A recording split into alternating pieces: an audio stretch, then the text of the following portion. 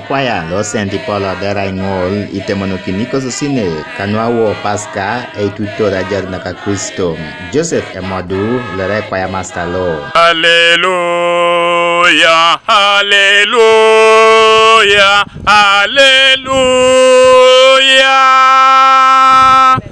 Ido yalameka taunoi nara ekwaya lo eja Akapakin kanu aijaun na paran na jaru na Yesu Kristo okatwak ido parana nginera parana ilele noi ekapane kwaya kede koso sinelu ai maka ngoni nan tamti ngon ekosi wa kaisare alukany ebe abu Yesu ipiko atwanare apakina ne Easter akotongo aina kini mamak ijasi ngunu kerelu mame weni to sepeta ido akotongo ali pike sebe katunga awena taepeto kanisa Apoloni Kristayon lo nes elipiti Kristayon na itokolori no apuchonori ko Epaska. Ide lipiango yesi kere Kristayon ai boiri morkikina keda kusingor ikilioko da ominasi angoro da kominasi keche kilioko kedi idwe da kere tetere epamorane ijaun toma okal.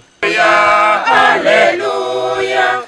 Kristayon do kesi sumuntos aswamnu ipu Akapakin. Inga wano yutuno kede to anyala kwa Yesu Kristo dieko yaruno.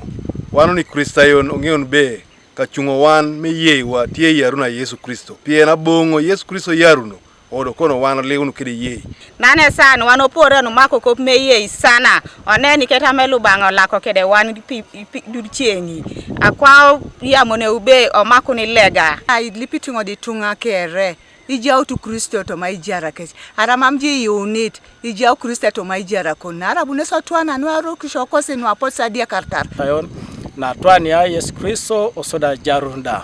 Ti omamete ngun ti mamu ti chapakawa ni kwa na irai Kristayono luigogong. Nante rai na paran na tuani ya Yesu dobo jara nwala kunoni toma rokisho woko kere. Imoi nesa sabato na Epaska. Dilax Emi Alamu, Godfrey Ojorem, TV East Soroti.